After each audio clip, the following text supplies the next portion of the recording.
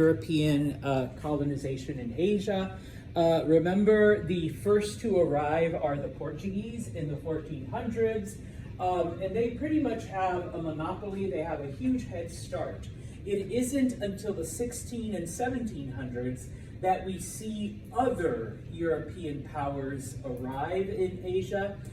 The Spanish get there, but remember, the Spanish aren't really focusing as much on Asia as they are in the Americas, because they're getting all their gold, their silver, everything from there.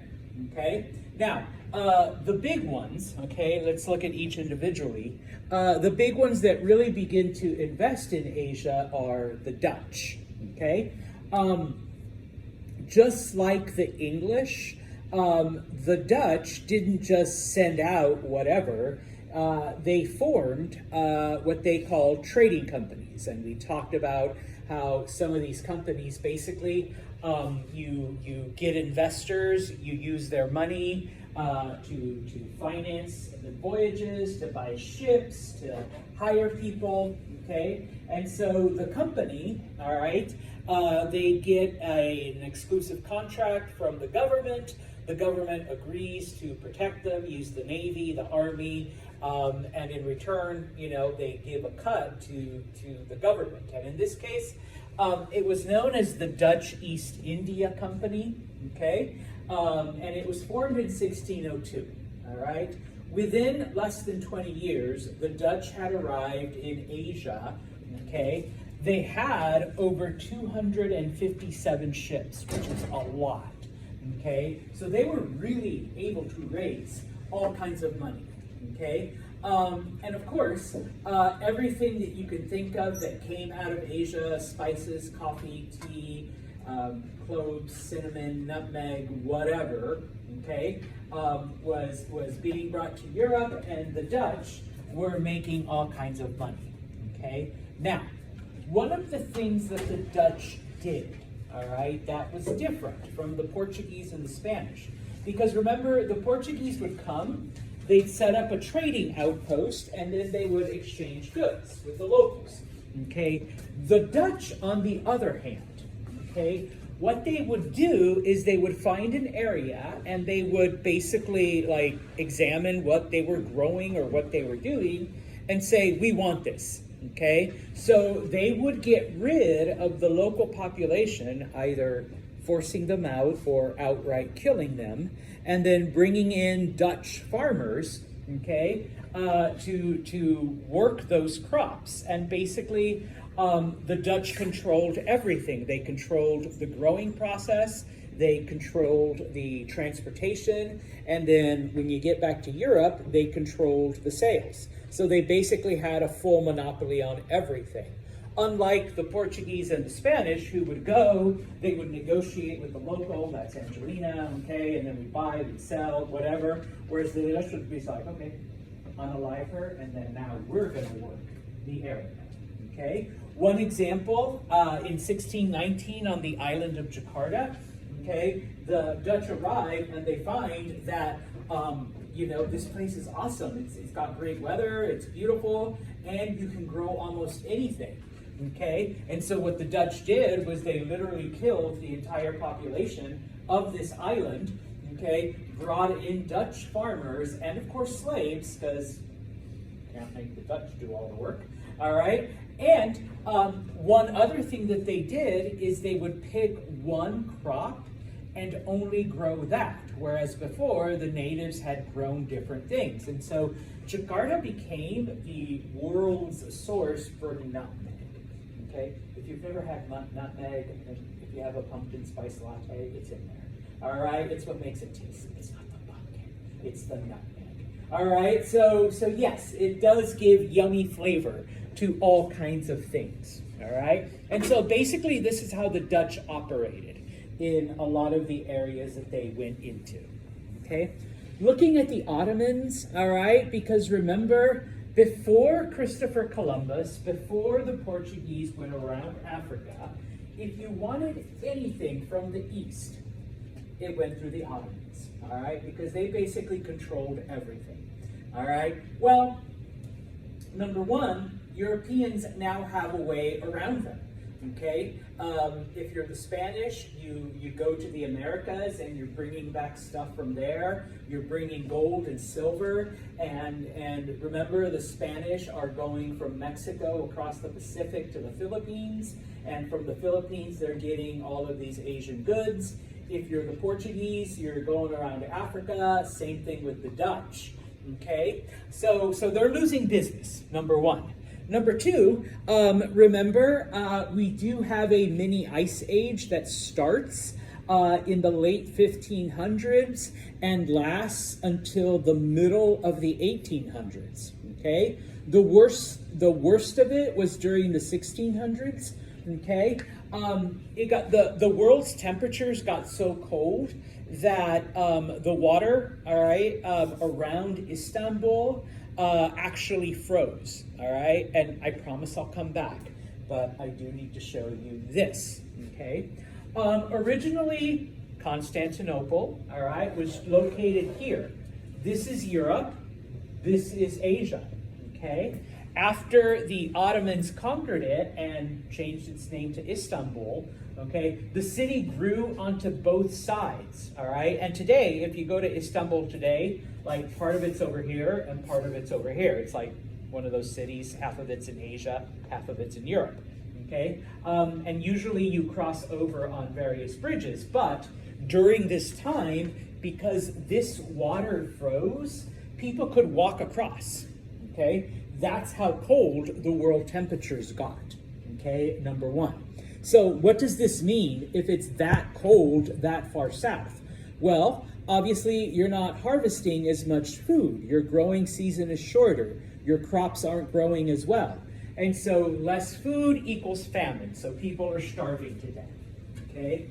And then of course, not only have they lost business because Europeans aren't really buying a lot of stuff from them anymore, because remember, the Ottomans don't have them a monopoly anymore. They could go to the Portuguese, they could go to the Dutch if they want stuff from Asia, or they could go to the Spanish if they want stuff from America. Oh, and if you want sugar, you don't have to get it from the Ottomans anymore. Portuguese sugar from Brazil is way better. Spanish sugar from, the Dominican Republic is way better. Hell, French sugar from Haiti is 1,000 times better. So you could just go to them, okay? And so in this case, we see the same effect that the rest of Europe has that we kind of mentioned here, inflation, okay? There's a lot of gold, there's a lot of silver circulating in Europe, okay? When there's a lot of money in circulation, prices rise, okay? Typically, if you're the rich person who has all of the gold and silver, it doesn't affect you. You don't care. What's another $30 for a latte? Who cares? All right? But if you're the working class, if you're the average class, kind of like we see today, all right, your wages aren't going up. And so this is what was happening to the Ottomans. All right, all of these other European countries are getting all kinds of gold and silver, and so prices are rising, but the Ottomans aren't seeing any of that. All right, so for them, things are becoming more and more unaffordable. All right, finally, okay, the Ottoman Empire, if you recall, they were able to not only conquer various areas, but they were able to consolidate their power, okay? This map shows everything underneath the red lines, okay, is everything that the Ottomans conquered at its greatest extent, okay? So they conquered, a good portion of Europe. They conquered, Iraq, the Middle East, okay? They conquered Egypt, which historically has always been one of the most productive areas because of the Nile River. They conquered all of North Africa, but now that you have this worldwide cooling, now that you have European countries going around them and not buying things from them, now that you have Europe having this influx of gold, none of it is going to the Ottomans, okay? Little by little, they begin to lose all of this, okay? One of the things that happens is that the Ottomans try to invade Austria, They try to take Vienna, and they fail. Okay, they got beaten back. Remember that the family that ruled over Austria for like hundreds of years were the Habsburgs. Okay, the Habsburgs become the heroes of Europe because, and no offense, okay, most Europeans at this time, and hell, even today, I have that effect on people. They get scared. All right. They were afraid of Muslims coming in. They were afraid of the Ottomans taking over. Okay. And so the Habsburgs are seen as these heroes. Okay. Oh, and I think I put it right here. They tried to conquer Vienna. They tried to conquer the Habsburgs, and they lost. And in turn, they not only lost, but the Habsburgs were able to push them back so that they lost most of their European territories, okay, after a couple of hundred years. But, okay, let's go back to the rest, all right? The Ottomans are upset that they're not making any of the money that other European countries are making, okay? And so basically, Ottoman merchants, they start selling things to Europeans, all right? They start offering them lower prices, okay, in exchange for silver, okay? Because that's the most abundant thing. And they're like, it doesn't matter if we take a loss, because if we have silver, then that's like hard currency. That's like valuable, all right? My nutmeg is gonna, go bad and rotten at some point, but I can hold on to the silver forever, even if it's, a little bit less than what I normally would have made.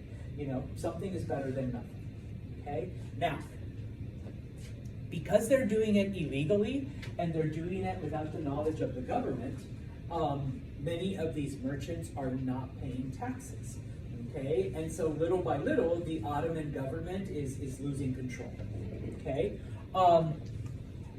In this span of 100 years, once again, because of the influx of gold and silver, prices tripled throughout the Ottoman Empire, okay? And yeah, when you can't afford to buy basic things, people are going to revolt. People are going to, rebel against whatever institution, and they're going to do anything they can to get money. All right, Kiara? Was like the majority of the population like lower than middle class? Yeah. Okay. So basically, and this is one of the things about history, you can, it always repeats itself. It was only a very small percentage at the top that had like all the wealth, whereas the majority of the people, worked hard, but didn't see a result, didn't see anything for their efforts.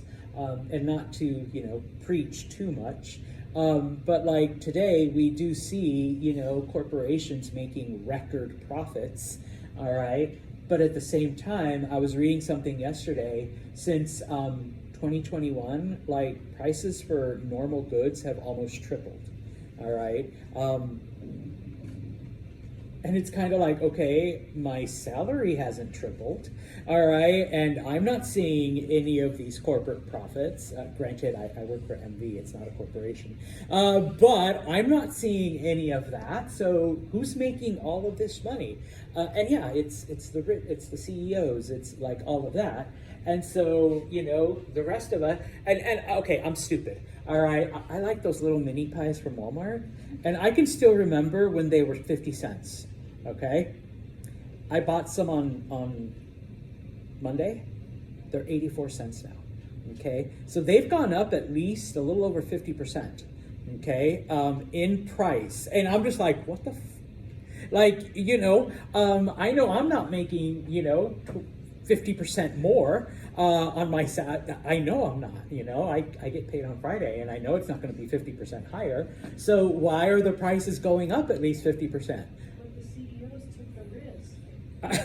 of making those little pies. I like the pumpkin one. Actually, I'm more pissed. They used to sell peach pies. I haven't seen a peach pie at any Walmart in like almost a year. I know. Those were my favorite. Like I would buy like a shit ton of them and freeze them and like eat. Anyways, never mind. But yes, the prices have gone up.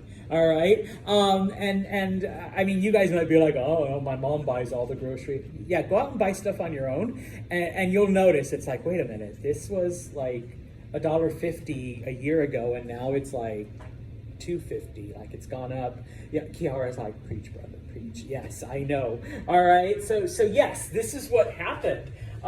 Granted, none of us have rebelled yet, but you know, but the cycle, and once again, as a history person, it's both interesting and of course depressing that the cycle repeats like every couple of decades. Like it just keeps going around, and we don't seem to learn from it.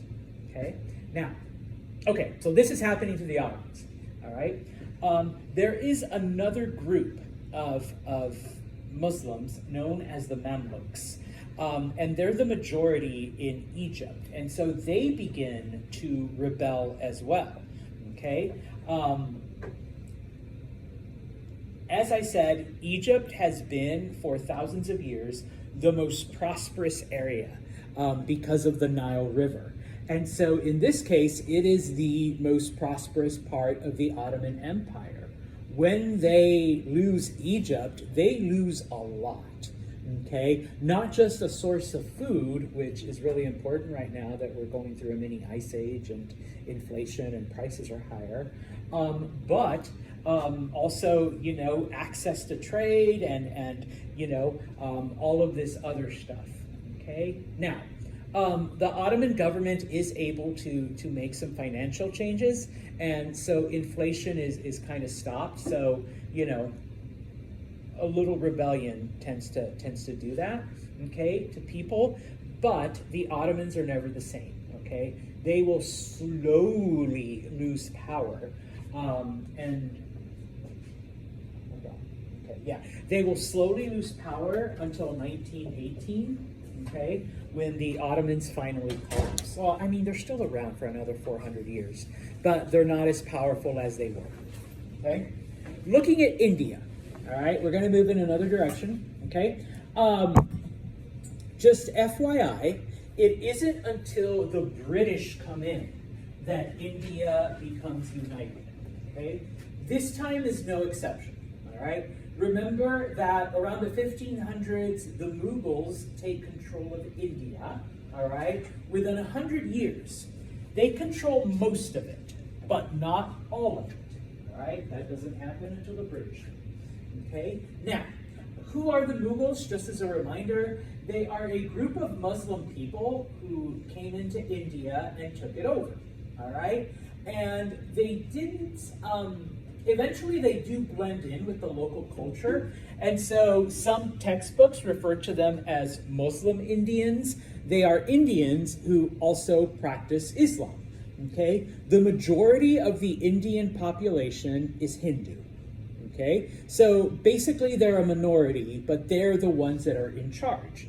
Okay, and so because of this, all right, even though the Mughals allow most of the Indians to continue with their previous worship, with their previous beliefs, okay, they even keep the caste system and all of this other stuff.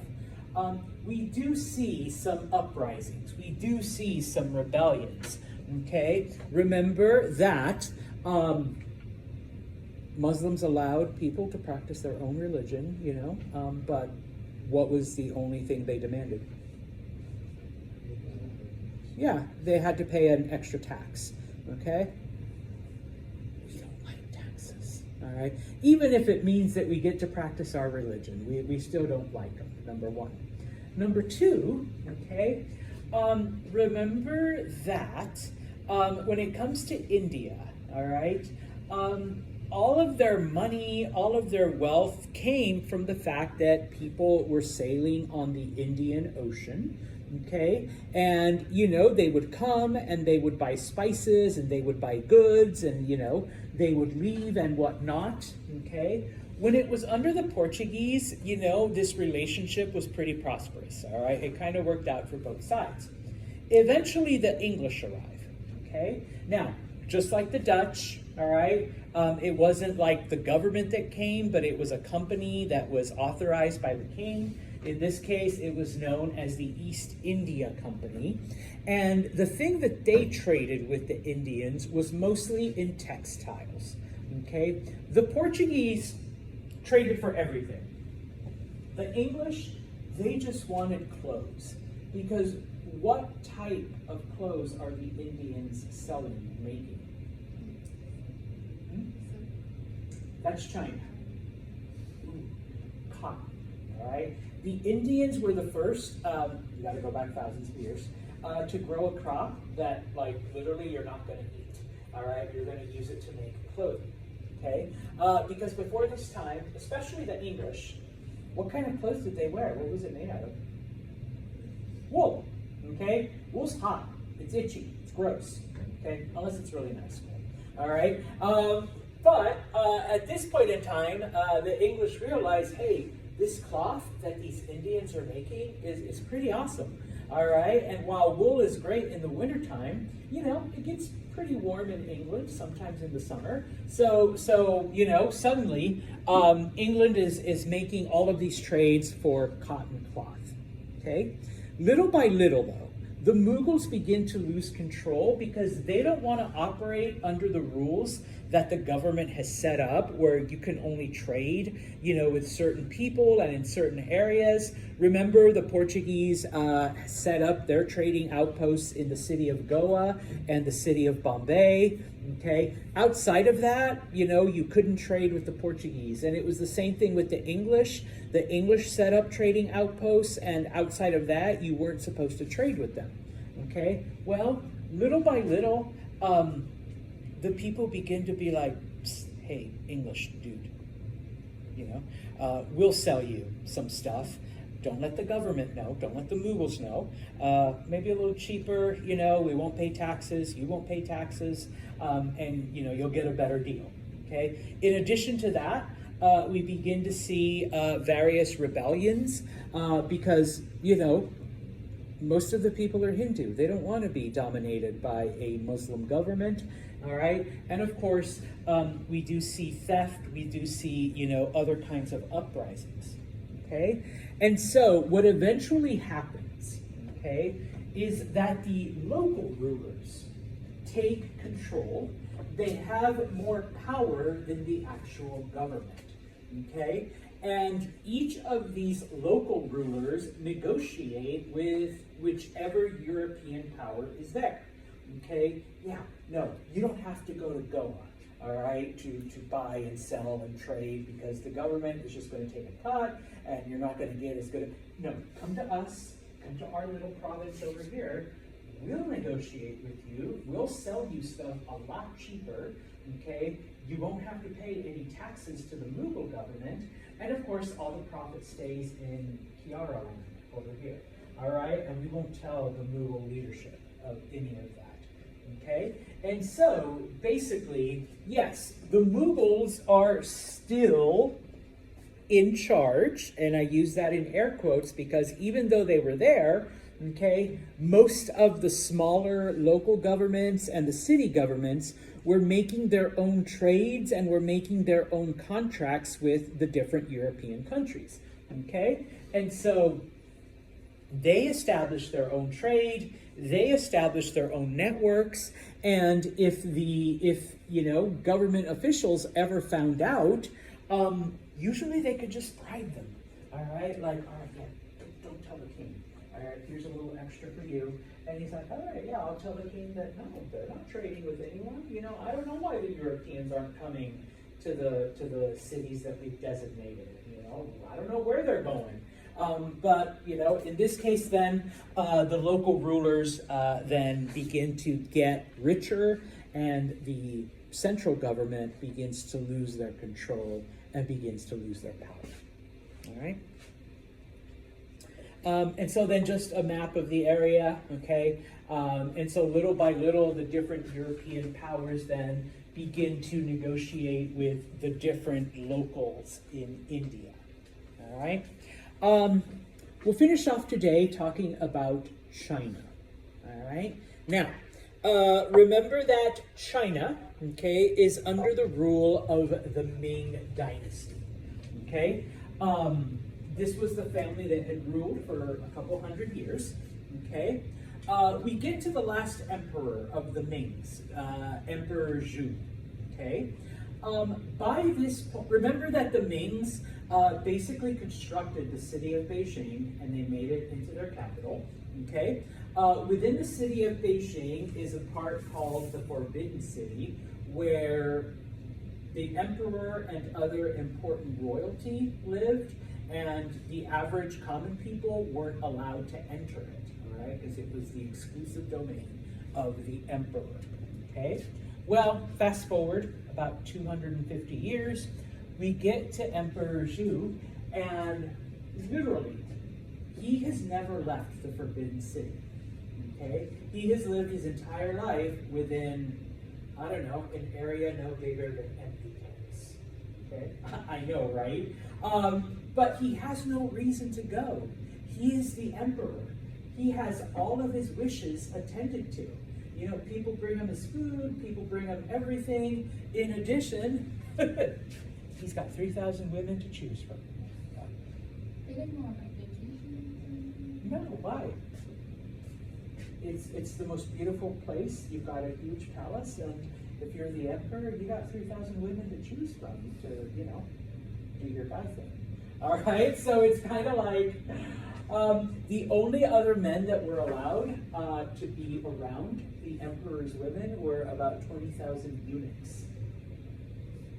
Yeah, do I have to explain what a eunuch is again? I think I did before, okay. Because obviously they're not going to be a threat to the emperor, or at least they're not going to be, you know, fooling around with his 3,000 women. And so, what happens is the emperor becomes completely disconnected from what is happening. And so it's the other officials, like, you know, the other people that are running the government and just like telling the emperor. The emperor doesn't care, all right? Come on. He's got 3,000, pardon my Chinese, 3,000 hoes, you know, there to fool around with. I mean, you know, party all the time, you know, for him, okay? Now, what begins to happen, okay? Number one, you have Japanese pirates that begin to attack the coast. All right, emperor doesn't care. All right, he's with woman number 2,383. All right, so he doesn't really care. Okay, the Spanish especially, but other groups are coming to China and buying things with silver, because remember, the Mings, they did away with the idea of paper money, even though it was the Shang that introduced it. And the only thing they allowed for payment was silver. And so the Spanish are bringing all kinds of silver. And yes, just like we see in Europe, just like we see in the Ottoman Empire, more silver, it goes to the rich, and so prices go up. And who are the ones that suffer? It's the people at the bottom. Okay, the people at the bottom are the ones that, you know, don't see that money, and, you know, the prices of their mini pies at Walmart go from 50 cents to 84 cents, but they're not making any more money, so it's less pie for every, sorry, got to throw in my own horrible experience, okay? And of course, don't forget that the planet is undergoing, all right, this cooling period, so not only are things more expensive, but there's crop shortages. There isn't as much food. And it's just basic economics. If there's less of something, it's more expensive because more people want it. And things were already expensive because of inflation.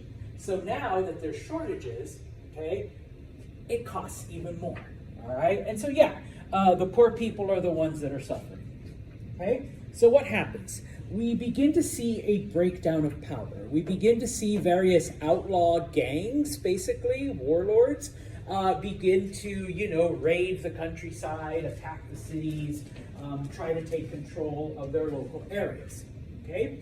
One of those warlords is a guy named Li Shicheng, all right? He basically attacks Beijing and is able to conquer it, all right, with a relatively small army. All right, but let me take a step back. When this happens, the emperor realizes, I guess he comes out from his women and realizes, holy fuck, I've really failed. Like, I failed as emperor. I couldn't stop this.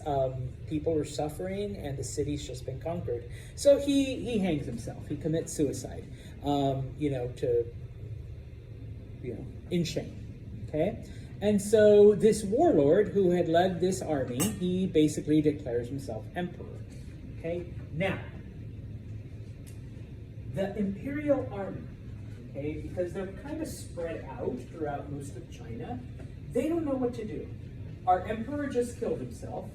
The warlord that led the army that conquered Beijing is declaring himself emperor. So we don't know if we should be loyal to the Ming family or if we should be loyal to this new family or this guy who has now taken over. Okay, so what do? They go to Manchuria. Okay, now today Manchuria is part of China. Okay, back then it was a completely separate area. And let me just show you the map. I promise I'll come back. Okay, this is Manchuria. Okay, this is China at the time. All of this yellow part. Okay, so breaks down. Beijing is conquered. We have this new guy. The Chinese army doesn't know whether to follow the Ming family or the new guy that just conquered. So they go over here and ask the Manchurians, hey, what should we do? Help us out. Oops, wrong way. No? Here we go. Okay? Help us out. And so basically what happens is, and they're known as Manchus, they join the Chinese army and they conquer Beijing. Okay? And so they get rid of this guy Li. All right? The Manchurians are like, so what do we do now? I guess we're in charge. Okay? So they establish what becomes known, and I know it's spelled with a Q and ends in a G, but it's pronounced Qing. All right? They established the Qing dynasty. Okay? And so basically from 1644 until 1911, China is ruled over by this kind of outsider group, but like I said, today Manchuria is considered Chinese because little by little the Manchus, they integrate with the Chinese people and they kind of blend, and so now they're basically all the same.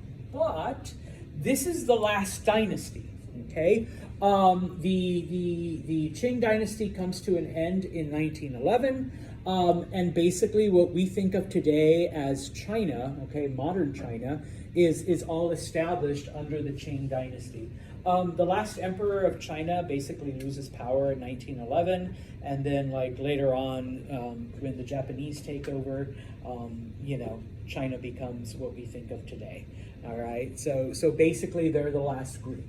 Okay, and in this case, so the yellow part, which is what China was, and the brown part, which is Manchuria, they come together. All right, so China has just increased in size by a big amount, and under the Manchurians, under the Qing dynasty, everything that you see in green comes under their control. All right, and so that's part of what I mean. China becomes what we think of today, because basically those are pretty close to the modern borders of China. Okay, so once they unite with the Manchurians, okay, all of this comes under their control. All right. I wrote it right there. Okay, they acquire all of that territory. Okay, so not only Manchuria, but then everything to the west. Okay, and this is what I meant. The Manchurians, or the Qing dynasty, they basically become Chinese. They adopt and they blend in with the larger group. Okay, because they were, a minority, but then eventually, like I said, today, Manchurians are considered to be, Chinese. Okay, they do promote and they do continue many of the older Chinese traditions. Like I said, they adopted Chinese culture, okay? And they add a couple of things of their own, all right? Whereas, for the most part, and you see this in most cultures, number one, guys, I'm sorry, all right, we tend to die before women, all right, sooner, either through stupidity or health reasons, okay? And so many times, especially when, ladies, your husband would die young, all right, you were encouraged to find another man, and remarry, okay? Well, under the Qing dynasty, if you were widowed, ladies, you were encouraged to just stay single the rest of your life, okay? You would be provided a place of honor because you remained loyal to your husband even after he died, okay? Didn't matter if you guys were like 20 years old and he died 6 months later in a freak accident. You get to be single and a widow for the next, 40, 50 years of your life, all right? You were considered an honored woman, okay? This was more of a Manchu tradition than a traditional Chinese, okay? And of course, pushing the old values, all right? Remember, women are urged to serve their family. Ladies, you would become a part of your husband's family so that, your parents get sick, your parents need help. No, your responsibility is to your husband's family, okay? So all of this was still, promoted on the people, okay? Now, this does not mean, just because we get a new dynasty, that the poor people, fared any better, because under the Qing dynasty, we see that it was the poor people that were paying the majority of the taxes, which you will see when we study France and when we study a couple of other countries. Typically, it's the people with the least amount. Hell, we can see it today. People with the least amount of money that paid the most amount of taxes. The only thing that helped peasants survive during this time, and it's another reason, if you remember the idea of the Columbian Exchange, where things from America go to other parts of the world and things from other parts of the world go to America, okay? There is a shortage of food still. We're still in that ice age, but the Spanish bring over specifically corn and sweet potatoes to Asia, okay? They grow pretty well in China. And so when there is a shortage of food, there's a shortage of rice and all this other stuff, the peasants begin to grow corn that is brought from America by the Spanish, and they begin to grow sweet potatoes. And so it becomes a part of their diet. The wealthy upper class consider it gross because it comes from somewhere else. So basically the peasants now have a new food source that, for whatever reason, all right, the upper classes don't want. And so many of them then survive on these new foods, okay? Otherwise, you would have had, starvation into the millions of people, all right? Yes, one more slide, okay? Now, despite the change in dynasty, despite the change in government, despite everything that's going on, obviously, the Chinese are still trading with Europeans. They're trading with the Spanish, they're trading with the Portuguese, and then when they show up, they trade with the English, they trade with the Dutch, they trade with the French, all right? Because there are so many Europeans coming, and because they saw the effect of Spanish silver on the Ming Dynasty, okay, it caused runaway inflation, all right? The Qings developed what becomes known as the Canton system, okay? The only thing you need to know about this, okay? Canton is one of the cities of China, okay? It's a port city. This was the only city that was open to Europeans, and it didn't matter, Portuguese, Spanish, Dutch, whatever, okay? It was the only one where if you wanted to trade with China, that's where you had to go, number one. Number two, as a Chinese merchant, you had to be a member of what they called a guild. You had to be like a registered merchant. Otherwise, you could not deal with Europeans, okay? This way, the government literally controlled who brought in silver. Sorry, Patrick, bless you. All right, so that if it only comes through one source and through one person type of thing, then we know how much is coming in, we can control what's going out, and we don't have to worry about something like in India happening, where each individual group now forms their own separate treaty with the Europeans. Okay? And so we see then this allows the Qing dynasty to consolidate their power. Even though they don't conquer those areas, they do threaten them, so that Vietnam, Korea, Nepal, a couple other places basically pay them tribute. They depend on the Chinese for protection. And yes, as I already showed you, the Qing dynasty basically expanded the size of China to like twice of what it was, which I guess was a good thing because they expanded and they grew and there was more land for people. But in the long term, and we'll look at this in the 1800s, it left it vulnerable to Europeans, because now the Europeans were like, yeah, who's going to stop us from going other places besides Canton? So that by the end of the 1800s, early 1900s, Europeans had basically carved up all of the coastal areas of China for themselves. Okay? We will stop right there.